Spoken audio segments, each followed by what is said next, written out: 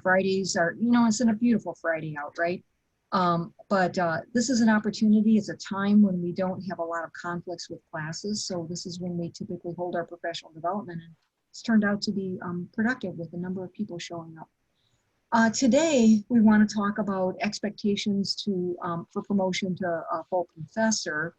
And the best way to really talk about this, I think, is we have a panel of people with us today. And I'm just going to go down and introduce your name. If you'd like to say something so your screen pops up, just a little bit about your department and what you're going to contribute to this discussion. And Lizzie Saloni, I've got right here. Yes, hi. I'm in the English department. I teach applied linguistics and TESOL, which stands for Teaching English to Speakers of Other Languages. And I'm happy to answer any questions that the audience will have about going up for full. Is there anything that you wanted me to tell them? And Lisa, I think you just successfully went up, was it a year ago? Is that right? Yeah, just very recently. I got the news, when everything was shutting down. So it was a little bit obviously shadowed by that. But yeah, very recently.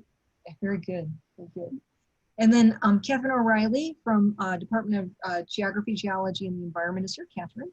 Yeah, I am in the Department of Geography, Geology, and the Environment, and just like Lizia, I think this is my first year with the professor title.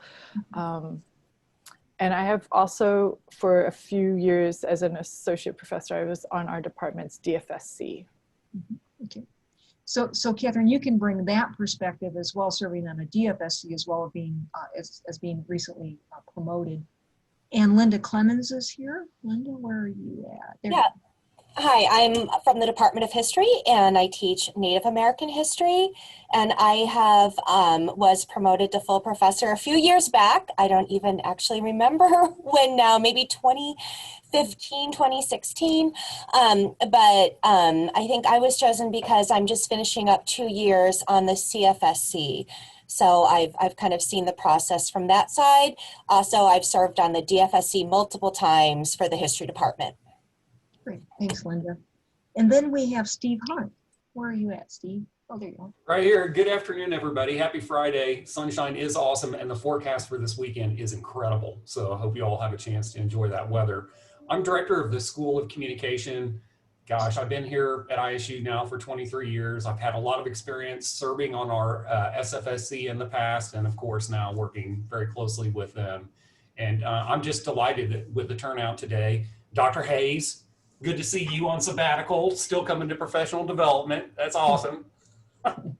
Great. So these folks will be our panelists, and I've got some questions to sort of kick off our discussion.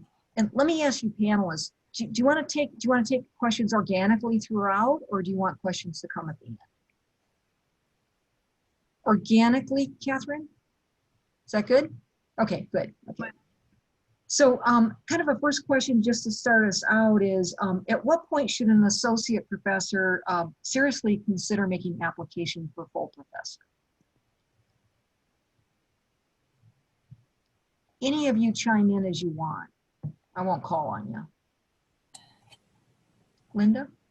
Oh, I was going to say, just as a general rule, just go to your department's ASPT document and read what your department has voted on in terms of what are the standards that you need to reach to become a full professor. Is it X number of articles? Do you need to have, grants?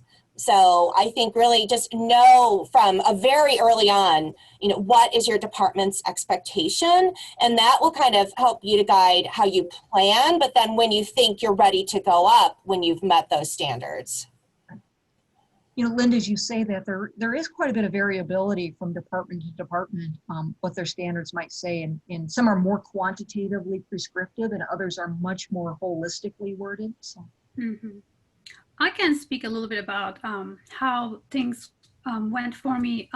I honestly, I agree with Linda. Rule of thumb would be when you meet the criteria set for your department, don't wait. don't wait to be tapped on the shoulder and someone will tell you now you can go. I think I think that's the difference for me. During the pre-tenure years, I felt like you know, I had to wait until I have certain number of publications, and it was a little bit more nerve-wracking, obviously.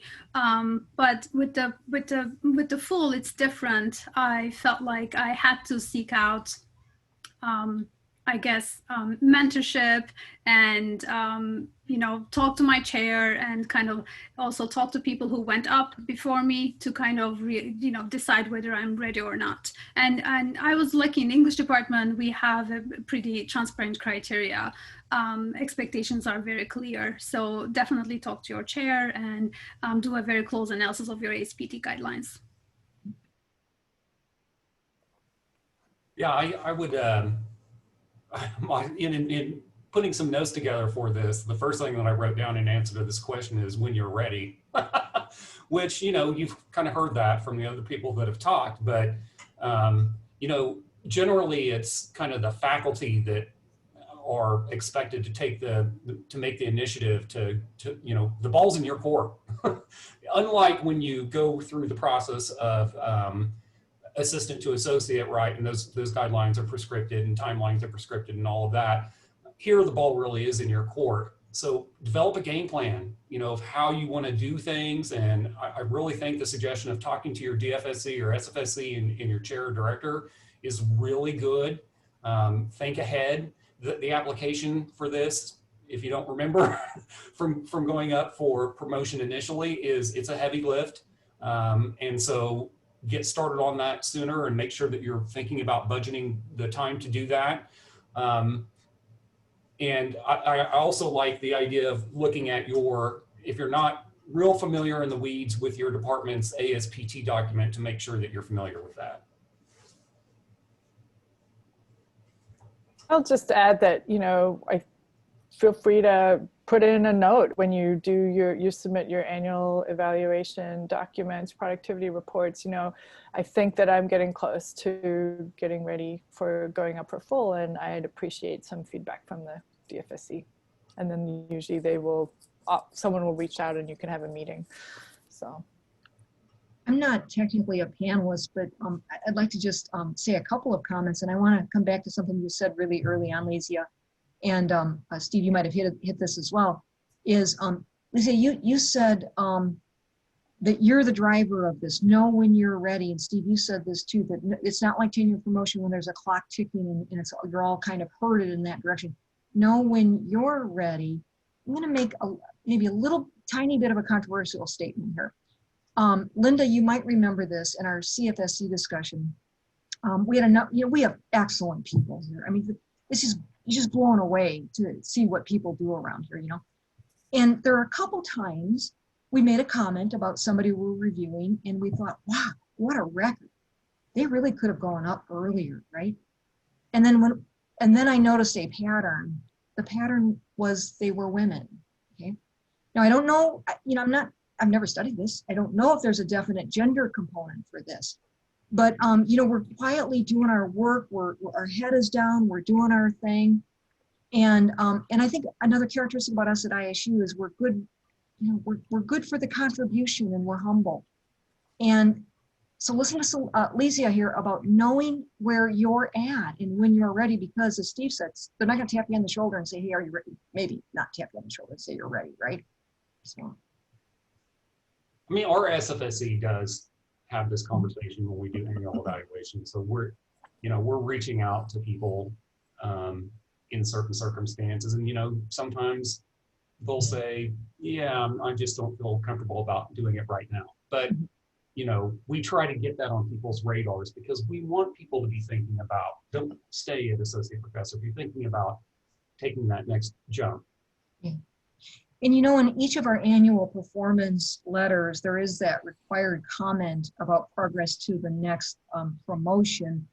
And it does seem like from associate to full that the wording for that might be somewhat pro forma, unlike when someone's working towards tenure and promotion. So we do have that requirement that your letter has to say that, but sometimes there's not a lot of detail.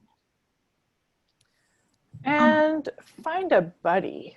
I'm going to say that because building on what Diane said about putting it off, this does not seem like a priority because, you know, you could do it anytime. And honestly, like our jobs are way more fun than doing administrative bureaucratic paperwork, right? And this, we don't have to do this. And I know for me, I did not do it. I could have done it earlier for sure.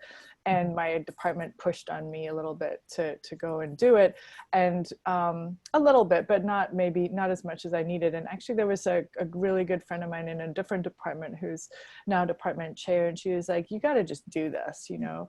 And she's like, I'm going to stay on you until you get it done. And then someone else gave me the advice that, you know, you're going to have to do this at some point. So you might as well do it now and get it over with. So, you know, just think about it as a task that will have to be done at some point, and make sure you don't just keep putting it off and putting it off and putting it off, because, you know, like Stephen was saying, you're in charge here. So it's really kind of on you to figure out how to make sure you prioritize this at some point for 1 year. And I want to add to what Catherine said, and this is going back to Diane, your point about women faculty members perhaps staying in the rank for various reasons. And this is not only for women. I think as a also minoritized faculty member, I felt like I did not want my professional train to stop there. And as a first gen, you know, transnational scholar, there are certain challenges that I experience in each, I think, stage of my career, just like many people I know. But I think it's especially important to kind of see this as an important step in your academic career.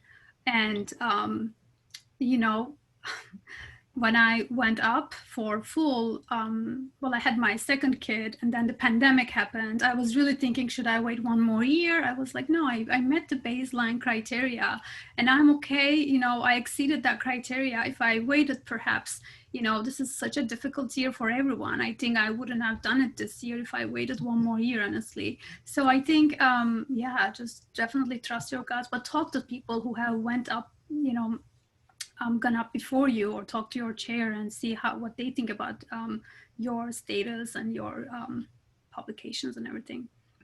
If you've done all of that and it appears as though you're ready, you deserve it. Tony put an important point in the chat. It's an $8,000 bump.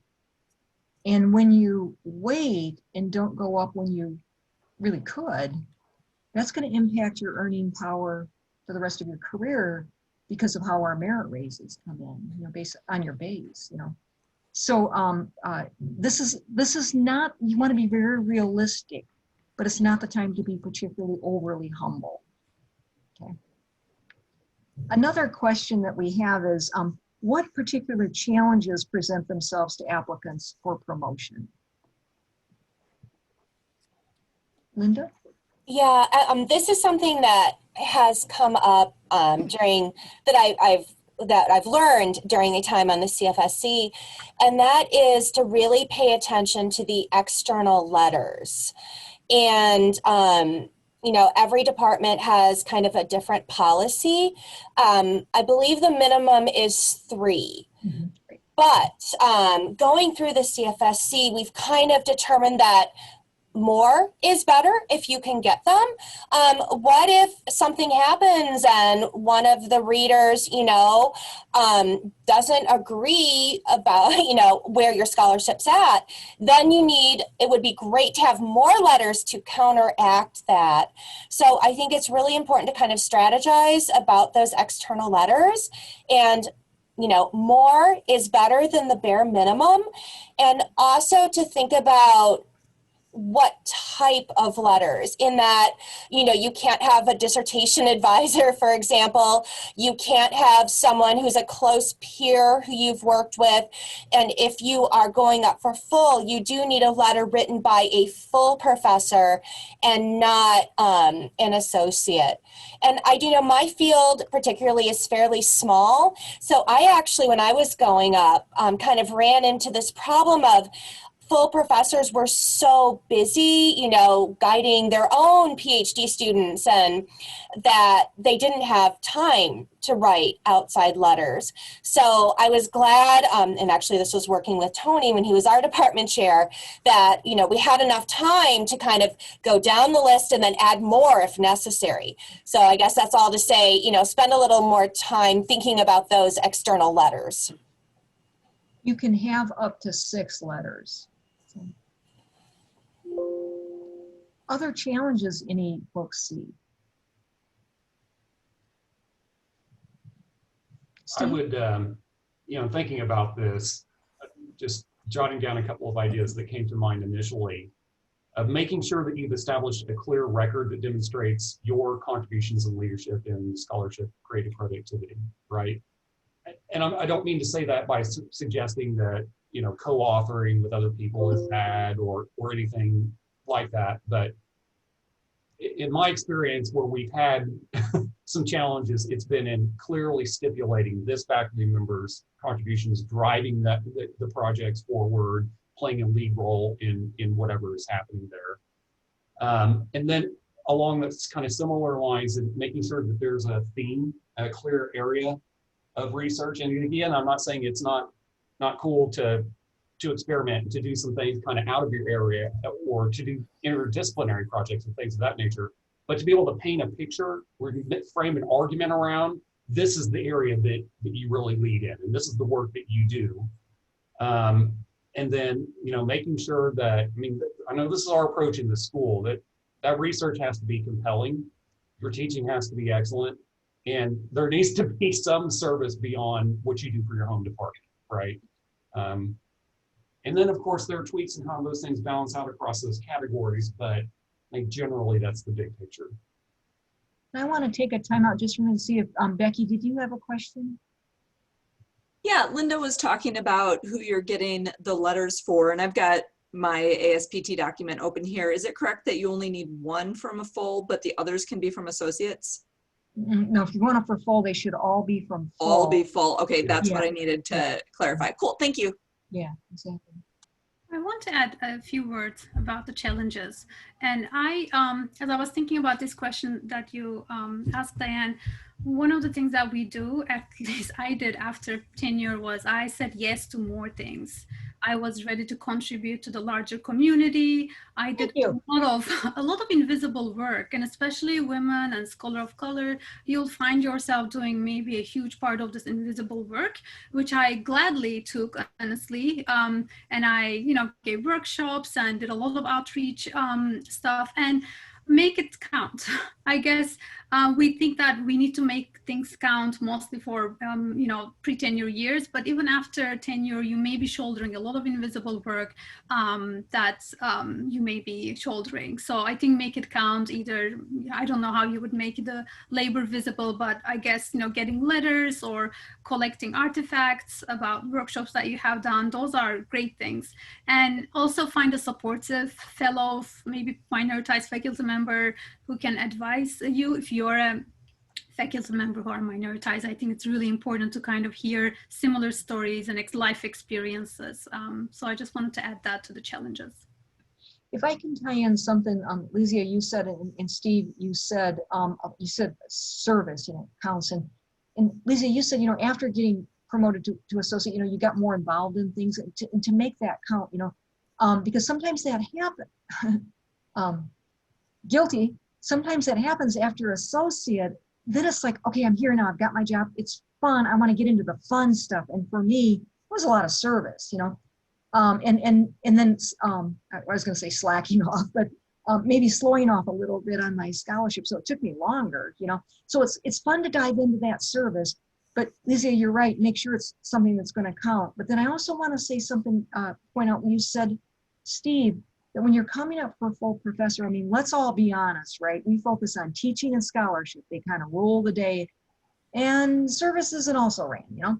But I will say at the CFSC anyway, we do look at that. It's probably not going to be the one thing that's going to keep someone in or out, but we do look at that, and we expect, but at that point, you're more of a senior, you're coming into a senior status, you should have maybe service outside of your department. a little bit of college service, maybe some university committees, that sort of thing. So there's a balance between what Lizzie is saying in terms of not becoming swamped in it, but you really do, you're being expected to step up as a more involved citizen. And I would say that that is like the case in your broader intellectual community too. So if you're making decisions about your service, like Diane just said, it's not really going to count, right? So, pick the service that is going to be meaningful for you personally, and that is going to help your network, for example, or where you want to go next. And so here is I hate to say this in front of the dean and Joe, but go on sabbatical, get off your committees. Yes. Come back from sabbatical and reprioritize what you really want to get involved in, and use that time to think about how you want to strategize for the next part of your career. So what I ended up doing, I went on sabbatical, I got off all my service obligations because I wasn't actually going to be here, and I came back and nobody immediately came to me and said, we need you back on this committee. So I stayed off things, and I probably been a little bit of a slacker in that sense of contributing at the college university level here, but I know I was on a lot of college university level committees before I got tenure too. So where I'm doing a lot of my service now is in my society. So I'm associate editor for a couple of journals. And so that gives me a different kind of standing in the broader intellectual community. I think a lot of when you go up for full professor, you should be thinking about, do I have national level recognition? And ideally, do you have international level recognition? And I could easily point to people in different countries who could write me letters, for example. And I think that is a good bar for you to be thinking about in terms of, because if you can make an argument for having national, international level recognition, then yeah, you're totally ready to go. So are you being invited to give colloquium talks at other institutions? Are you attending international level conferences? Do you have collaborators or relationships with people working on, similar topics in other countries? And so those are clearly different things than what you would be aiming for when you go up for tenure. So I think that for me, thinking about it that way was really helpful. I knew I could make an argument. And I also knew that I was not going to have time to build those relationships if I was sitting on university college level, if I was using my time on committee work. So, Catherine, did you see in the chat that Joe gave you he gave you an amen sister for the sabbatical? Yeah, that's what they're for, right? I mean, and I came back, as a person with better priorities. I've done way cooler work since I did that. And, for me, honestly, one of the reasons I procrastinated on the paperwork for going up for full was I was like, well, I have other things I'd rather do with my time, which are these really cool collaborative projects that I'm working on. So, yeah, choices. Yeah, exactly. Yeah, very strategic, intentional choices, Catherine. I want to come back to something you said, Steve, about, and you talked about kind of building your argument about the contributions you're making if you have other scholars you're working with and that sort of thing. And, you're the person in charge of your narrative about packaging what your work is that makes sense for your committees, particularly as they go up the food chain, and positioning yourself, as you said, Catherine, as, national and perhaps international scholar, et cetera. And, we often think in the academy that we have a research vein, we have an agenda, a research agenda, right? And, but you get to tell that story for us. And I'm going to use an example of one of the best tenure and promotion. This is tenure and promotion, so not full, but packages I ever read. And it's my dear friend and colleague, Doris Houston. And I'm going to call her out since I'm saying something very highly complimentary of her. But she had a lot of interest. She did a lot of things, has a lot of interest. But she was able to bring what might have looked like very disparate veins of research together in a really compelling argument of a nest of Boyer's engaged scholarship.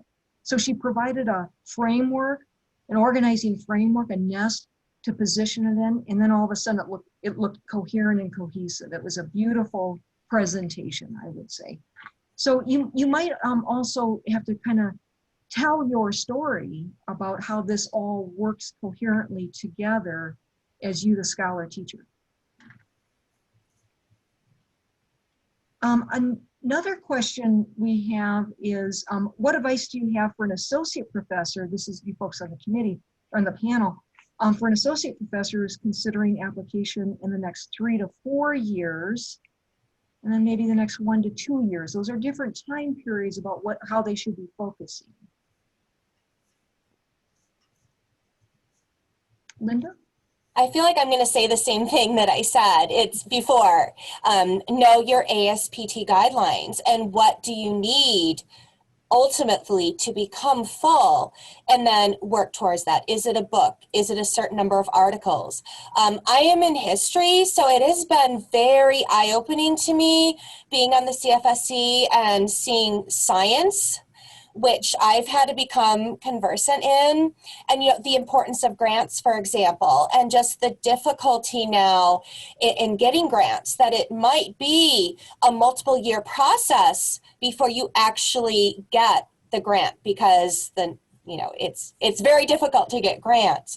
So again, kind of planning ahead with what is your discipline, what is your department, what do you need to ultimately achieve, and to start planning, like write that grant with the idea that, hey, I might not get that grant for 3 or 4 years, and I'm going to have to keep revising it and resubmitting it.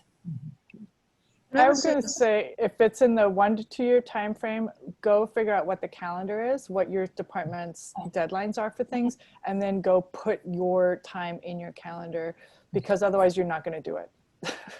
So Catherine, as you say that, and if it's really a close proximal date, put it in the calendar, and I would say then back your calendar out. I've got to have things in by November 1.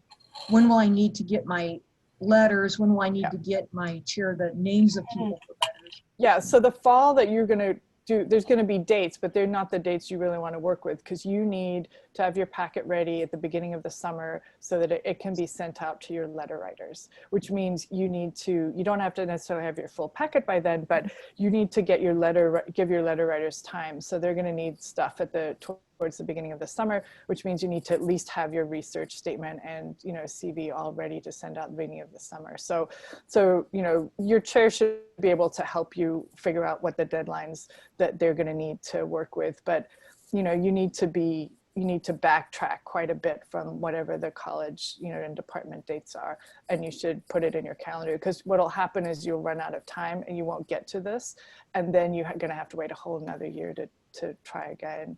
So yeah. And give yourself time to scan. Everything is digital. You put everything into nice little folders. And I just remember spending so much time scanning that I wish actually I had a calendar and had done it as I went, so that I didn't have to retroactively go back, find all my ASPT files and scan everything in. So that's, that's within, a few months before, but you cannot put this file together the weekend before. That is an awesome point. Yeah, you really need to plan ahead. And Catherine, I think you mentioned having the materials ready to send to letter writers in early summer. That's one of the things as a director that I get kind of anxious about, is because you don't know, right? You never know what's going to happen, and somebody's going to drop off. And then, so I like to have the list and the materials to send in summer. And then I have my own dates of when I can start hounding people if it doesn't look like we're keeping to that timeline, or if we're going to get in trouble and not have enough letters. So far, it's all worked out fine, and we've always had more than 3 letters, which is great. But that is something that I get concerned about. And then, in thinking about those time frames, in the School of Communication, we've got faculty productivity that ranges from people who do like experimental survey kind of work, to rhetorical works, to creative productivity. And depending on what you're thinking and strategizing and assessing in terms of what it's going to take you to get over the line, that's going to influence that timeline depending on what kind of scholarship you do. Because if you're thinking, oh, if I had one more documentary, that's like a 4-year process to get the documentary done and then exhibited and then win awards, and right? So that's a much longer process than, oh, I need to probably 2 or 3 more articles, and I'm going to be in pretty good shape. That's a different time frame. So thinking strategically based on the kind of scholarship that you do should influence your thinking about the time that it's going to take. I want to piggyback on what you said, Stephen, that it's so important if you're especially thinking of applying in the next 3-4 years, it's important to revise your research agenda and have a clear map of kinds of scholarship that you would like to produce. One of the things that I do a lot of qualitative work, ethnographic work, which takes a lot of time. My whole sabbatical was on ethnographic kind of, work that I spent in the field for a year. And think about your timeline in the way that, when are you going to analyze your data, send manuscript to your journal, to the journals that you're targeting, and when are they going to come out, right? And I know this is very discipline specific, but having a map is really important. And another thing that I was thinking was also, I realized that I took more risks after the pre-tenure years. When I, when I became an associate professor, I felt like perhaps I could try out different genres or try out different journals that can maybe have a more readability and reach more to a more, I don't know how to put this, but larger audience. That's something that I think I changed in my route, and did more theoretical work. So I think if you have an actual map, like really just write it year by year, what kind of projects you're involved, who you're working with, how long do you think that project will last, things obviously will change, but that map really helped me, honestly. Tony, you might have had a comment. I just wanted to point out for those of you who are thinking about going up in November, our next professional development session on April 2nd is about the nuts and bolts of promotion. So we'll discuss the timetable, the application, what really you need to do. So I think today's discussion is more philosophical, but that one's really more technical. So tune in on April 2nd. And Tony, as you mentioned that, back in the day, there's only a couple of us here that remember the going up used to be a banker's box of hard paper, right? And of course, it's all digital now. It's all electronic and online with documents. And Tony he'll run through how we do that in the folders and that kind of stuff. Other tips for going up in 3 to 4 years, or Craig McLaughlin, I had to fit it in the box too. Either 3 to 4 years or 1 to 2 years.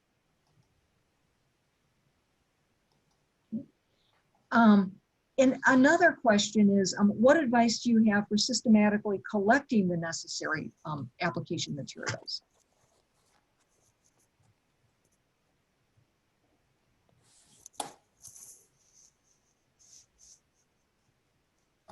I would, for artifacty type things, I have manual folders and digital folders. And if I get something like a letter from an NSF program officer or whatever, it goes in a folder and for each year. So it's a little bit like, it's kind of whatever you did to get tenure, you're probably going to just keep that system going basically. But like people have sort of said, if you can develop a way to start your filing system or continue your filing system, whatever you used before, just keep it going, because you're never going to find all the bits and pieces later. It's basically what I do for the ASPT every year, or hope to do for the ASPT.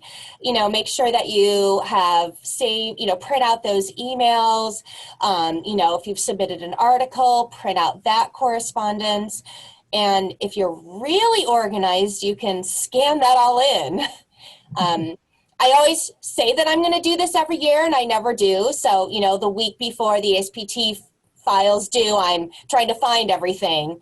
But it's just trying to be really organized so that you're not trying to go back and recreate like 4 or 5 years or however many years it is of documents. I want to make a side note here, and Joe Bellini, you correct me if I'm wrong on this, but you say scan it in, Linda, and the day used to be that we would have to stand and scan things in. But if you're getting documents now that are in like a Word, somebody sends you a letter and it's in Word format, we all have access to Adobe Creative Cloud, so you can convert those. You can convert them and unconvert them as you need to. So you have the, so we're less in need of standing and doing scanning than what we used to be.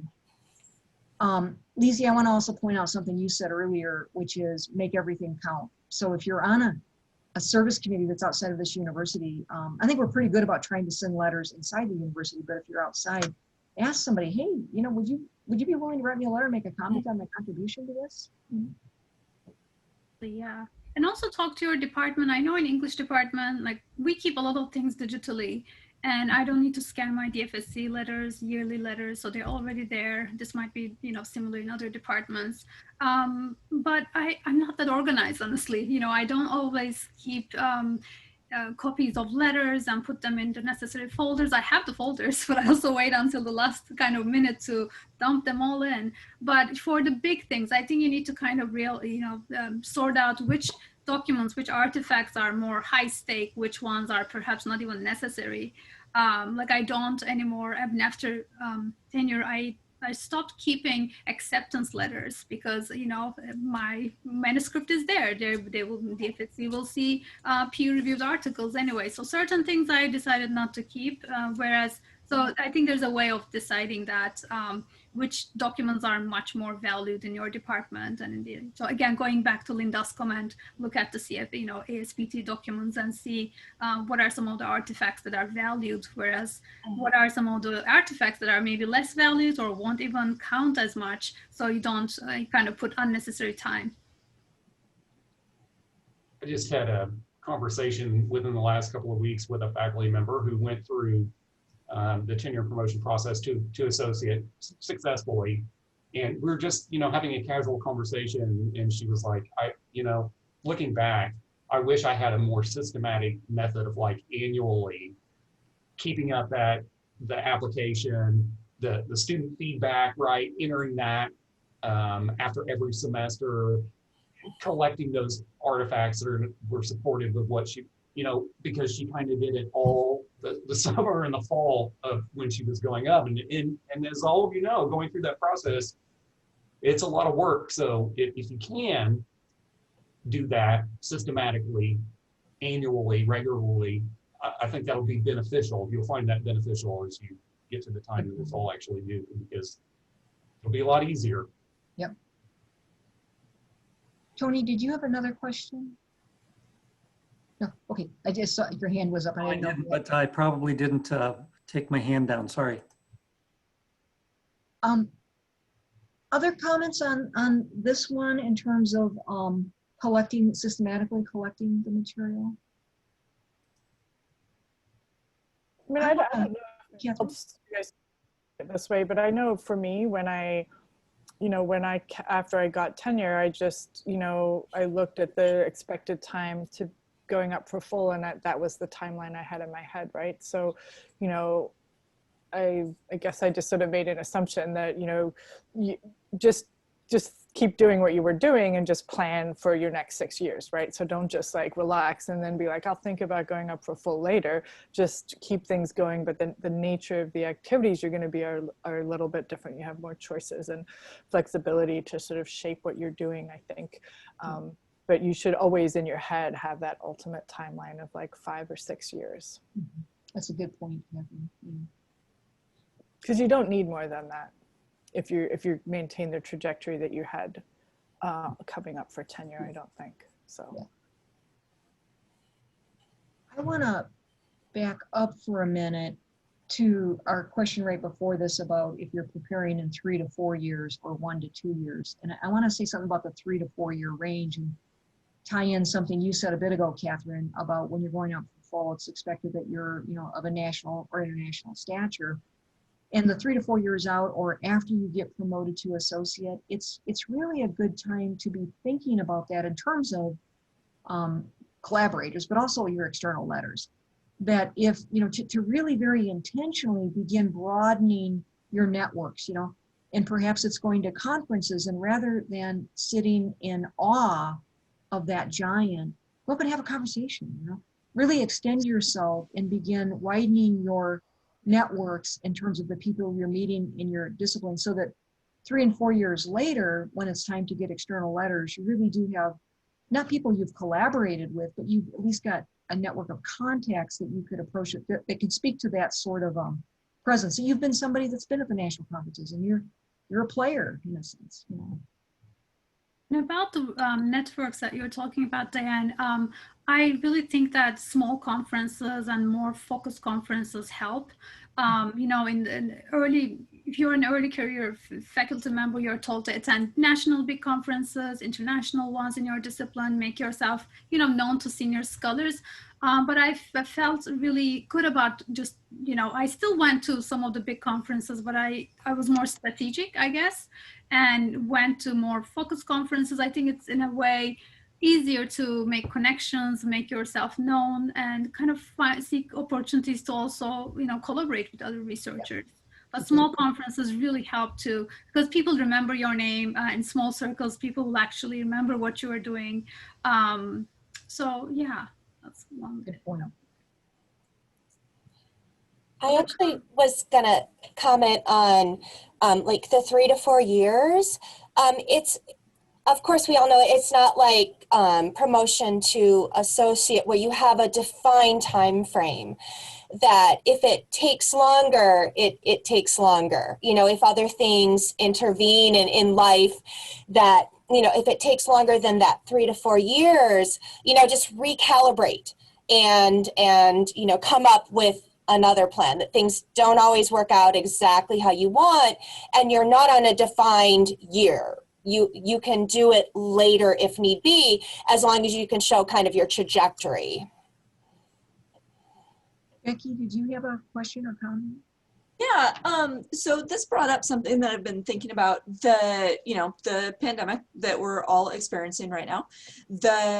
What conversations are having at the college, university level of how to tweak, I don't know, take into account the crud that's been happening with so many people in terms of productivity. We're talking about networking here. Conferences aren't happening. The workarounds for networking at most conferences that I've been experiencing are not good. Like, I'm fine with networking, but I've got colleagues who are a little bit more shy, and it's just not possible. It's kind of more obvious at the promotion, tenure and promotion, what accommodations can be made, but what's happening at the full professor level?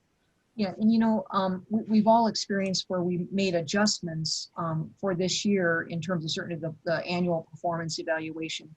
But this isn't just a one-year blip. You know, this will follow through. Anybody who's in the TMP queue right now, or even the default queue right now, this year will be an anomaly. I know we've received information, you know, from Sam on down about having a consideration about that. This year is an anomaly. So when we look at a sustained trajectory in terms of publication or output, and then there's this sort of this dip for 1 year, that's really explainable. It's not somebody, you know, letting off a little bit. Tony, do you have anything more to say about that? I have something to say about that, and that is I totally identify with that. I went through like a big period of FOMO, you know, fear of missing out this year, because I wasn't able to connect with my sort of normal people at conferences. Not everyone's a collaborator, but it's nice to kind of stay on in touch on tabs essentially of what other people are up to, so you kind of know where things are going. And I just really struggled to try to make peace with the fact that I have to be okay with the things that I'm doing this year to make sure that work that I'm doing right now is moving forward, even if I'm not getting involved in new projects. And so I think this is a really critical question, because we're all going to go back out into this field and everyone's going to be in the same place of like, I missed a year, you know, or plus 2 years of opportunity. And what are the consequences of that going to be for my productivity, my career-wise productivity? And I don't think we have the answers for that. So I just wanted to bring this up because I want you to know that, you know, you're not the only person who's like struggling with how to rebound. We don't know what the rebound's going to look like, but there's real consequences for our net career productivity from this time that we've lost. Catherine, I want to really highlight something you said that is so critical, and it is the starting place for all of this. And you said, make peace with this. You as the individual, as the scholar, that you come to peace with where you're at, is right where you can be at during this, highly unusual year. And, most of us, we're on that treadmill, we're hard charging, and we have expectations for ourselves beyond anyone else. And when, so for things to have really lessened this year, it's not your failure, So coming to peace with that, I think, is really important. I think another part of that, Catherine, and I'm going to check in with Tony here, is then I think it's incumbent upon us in the university to make peace with that, so that the message coming to us for this year is we're mostly putting one foot in front of the other right now this year, figuring it out for what's the next big decision, which performance evaluation this year. The message was approach this with generosity and understanding. But now that we're coming out of this, I think we're beginning to realize this wasn't a 1 year. And so then when we make TNP decisions and promotion decisions, how we're going to incorporate this year as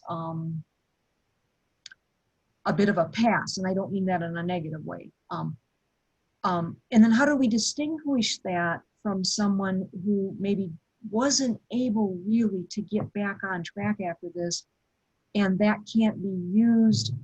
How long can it be used as a reason for having fallen off the productivity path? We're in new territory here. Tony, have you heard anything from Sam specifically about tenure and promotion decisions that might happen in the next 2 or 3 or 4 years? I haven't, but Rebecca's question is excellent. She highlighted a fundamental problem. I second Catherine's thought about, there's going to be serious consequences to productivity. I think, though, you can turn the narrative in your favor to some extent, insofar as everybody pivoted to online instruction, right? Learn different pedagogies and so forth. And so we were super productive in that capacity. If COVID impacted your year, that you just didn't get out the one more article you needed or give that last conference presentation you needed to get over the bar, I think that one's a little more problematic insofar as you're still a little bit short of the bar, right? I mean, they're trying to accept, of course, papers that were accepted but not presented because the conference was canceled and so forth. But I don't know that the university has necessarily grappled with the issue in a clear way. I mean, I think your DFSC or CFSC has to be aware that there was a year of extraordinary hardship and transition, and need to contextualize that in the broader record of your career as you go up for full, I think. Anyway, that's about 5 minutes of nothing, to tell you the truth. Sorry about that. Well, no, it's not, Tony, because one piece in there that you talk about, I want to pull out a little bit, and we are really truly in uncharted water here. We're still figuring it all out, but something I want to pull out, and that I saw DFSCs doing this year. Nobody slacked this year. Good God, nobody slacked this year, right? But what we probably did produce this year, we're the teacher-scholar balance model, right? And what was compelling and just incumbent upon us this year to put perhaps more of our energies into the teaching excellence, and figure out a way to do this.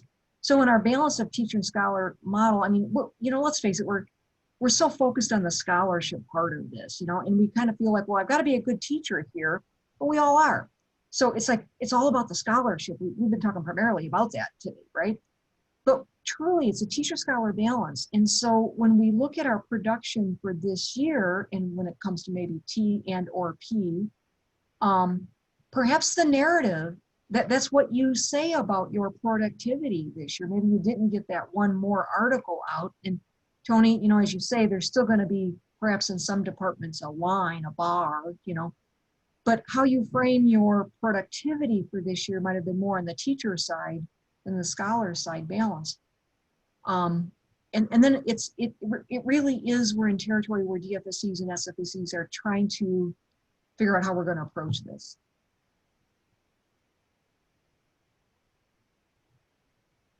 Yeah, we're all kind of guinea pigs in this right now, actually. I would say if I'm going to be a guinea pig anywhere, I'd rather do it here at ISU, where I think we do have a highly collaborative and supportive, and I'd say maybe generous culture and environment. if I can, I want to go back to something you said, Linda, a bit ago before this question, because it really spoke to me. Because life is, you know what they say about when you're making plans, life happens, right?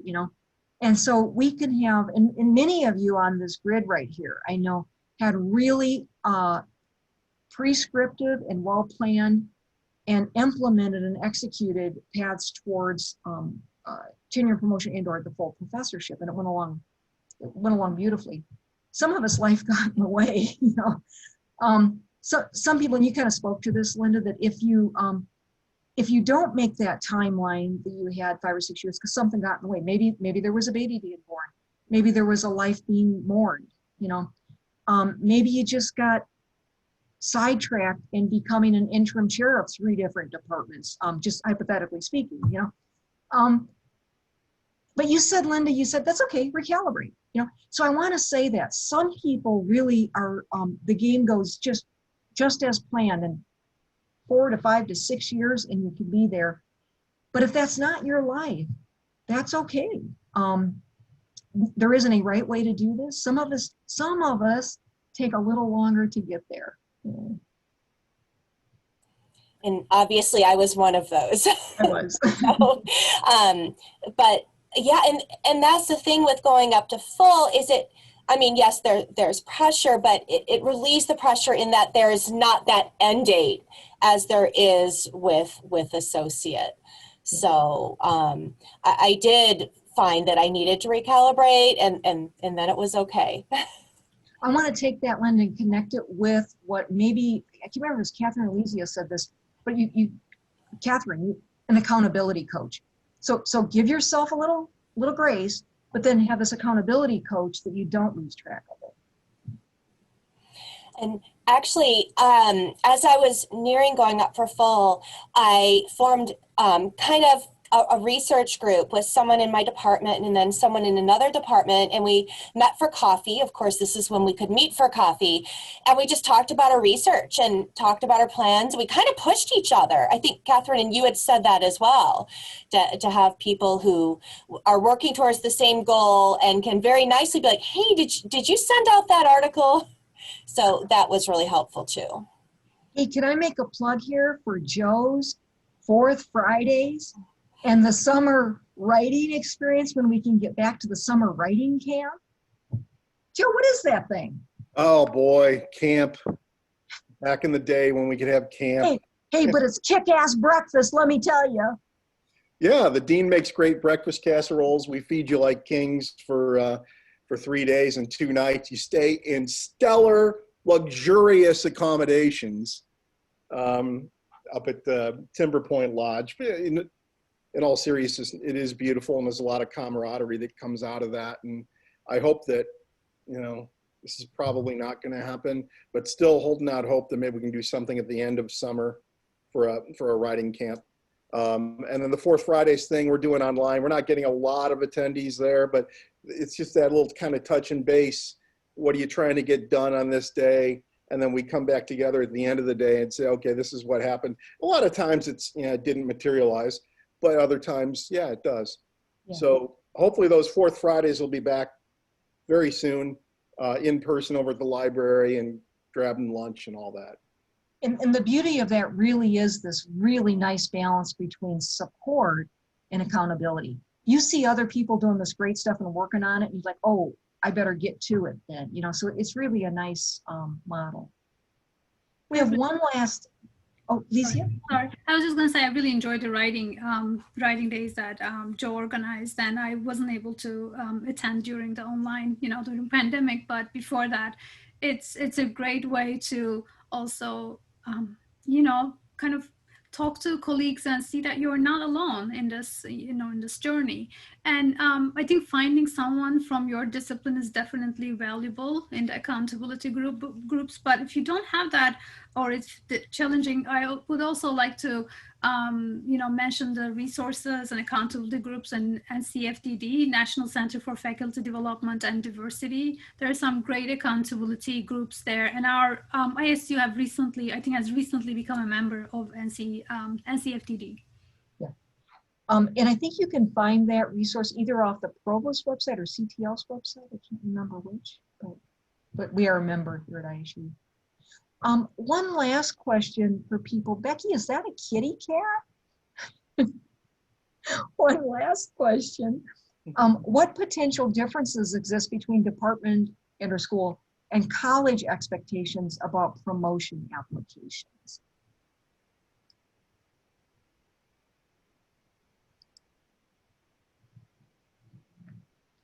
I'll say one thing, and this is more from the college perspective, is that when we get at the CFSC level, we may not, there may be nobody there's no one on the CFSC that is from your discipline. So we are really looking at, does this meet according to the criteria, the ASPT policy and the department and the university's policy?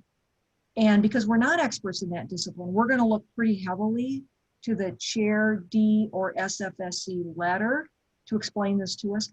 And then the external letters, particularly for promotion to full, the external letters that will validate that you really are truly at that national and international level.